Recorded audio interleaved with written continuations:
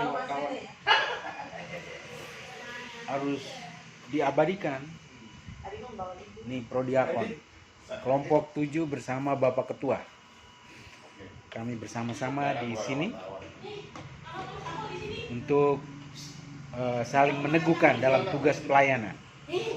Ada Pak Bas, ada Bu Maria, ada Bu Suyanto, ada Bu Sri, dan ada Bapak Ketua yang ikut hadir pada ya, apa kabar teman? Makan nih, yuk makan malam. Oke. Makan nasi, soto. Jadi kelompok 7 butuh peneguhan. Butuh peneguhan nih. Kebersamaan. Dan ini semakin sering semakin baik katanya. Semakin baik. Silakan.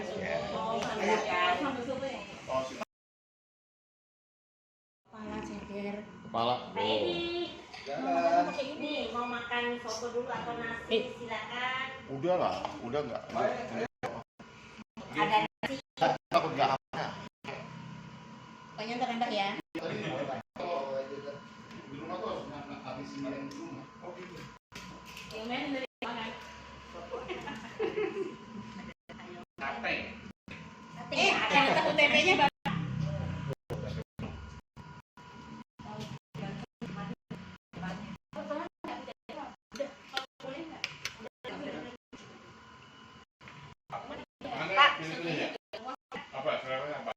Makanannya teman-teman. Belum ada. Ini kebersamaan yang tidak bisa digantikan oleh apapun. Oke. Ikut terus. Oke. Asam semenjak ini asam urat. Kalau dibilang asam urat apa-apa kan?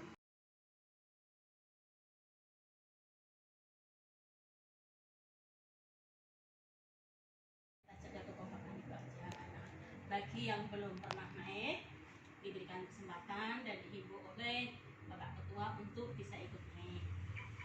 Nah, Bu Maria, apa mau mencoba? Nggak bisa ambil tuh. Yaitu kemarin juga jadi permasalahan. Kemarin saya pada saat ada Bu siapa Bu Nani ya, menyampaikan seperti itu, aku langsung sautin karena saya punya pengalaman yang sama. Apalagi pada saat COVID itu sendiri nggak ada siapa-siapa. Nanti pernah langsung udah mau naik, dia langsung geser saya. Akhirnya saya yang mati. Kalau saya Pak, udah memang benar-benar di tabernakel itu dalam situasi misa. Saya sampai mundur-mundur begini, akhirnya nomor kita yang mundur. Jadi pengalaman dari situ, kita yang kondisi badan pas-pasan begini, kalau memang kondisinya kita harus tugas dan apalagi ada orang lain lagi, kita siasati. Sebelum mulai misa, kita geser ke pintunya, sehingga pada saat nyampe tinggal gini. Sebelum mulai misa, dalam. Terus pernah saya pas lagi kemarin panitia Paskah ya. Saya lu bertanya sama Tuhan, Tuhan saya hidup saya apa harus saya begini terus gitu, di pabrik terus gitu kan? Saya pengen seperti orang-orang yang hebat gitu, yang sukses gitu. Jalan ngeliat kakak saya tuh bisnisnya juga mati. Di situ tuh titik tolak kekayaan sesungguhnya dalam hidup. Itu kekayaan sesungguhnya ternyata kebahagiaan itu. Kamu punya istri yang baik, anak-anak yang sehat, teman yang banyak, gitu. Jadi, kamu nggak mampu, ya ikutlah denganku, ikutlah. Aku beri kekayaan itu kan yang benar itu. Berjalan hidup tuh. Ikutnya berjalan itu. Dulu anak saya aja yang kecil tuh yang pertama, itu dites sama kakak saya yang perempuan, baru gede dia. Haji, ini warnanya apa? Jawab. Disangkanya apa? Bapaknya bego, anaknya juga pasti bego gitu. Bayangin aja. Testing awal itu ya. Testing awal. Ini anaknya si Pius nih. Kakak saya tuh bener-bener Bu, ampun deh saya bilang sama saya, yang perempuan itu. Sampai sekarang udah kuliah. Dia kan dia punya anak satu gitu kan. Tapi emang Tuhan baik. Yang penting, tadi kan saya diberkati Tuhan itu istri yang baik, anak-anak yang sehat, semuanya 4 bersaudara itu deket banget sama saya. Udah benar-benar Tuhan luar biasa. Makanya andalkan Tuhan dalam hidupmu. Ibu tuh loh, maksud. Andalkan Tuhan dalam hidupmu, jangan andalkan pikiranmu aja, Pius dia bilang gitu. Kalau nasihat saya, berdoa. Bu, saya berdoa. Saya ngikut dia, ikut sama ibu pelayanan ibu. ibu kasih warisan imam gitu.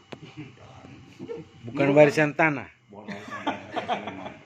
Bener, diwariskan. Maka buku-buku saya semua, buku doa saya itu di rumah punya ibu semua waktu ibu meninggal. Di akhir hidupnya itu memang kuasa doa emang luar biasa. Jadi ibu saya tuh waktu saya SMP itu udah kena kanker rahim sebenarnya. SMP itu udah mulai pendarahan segala macam.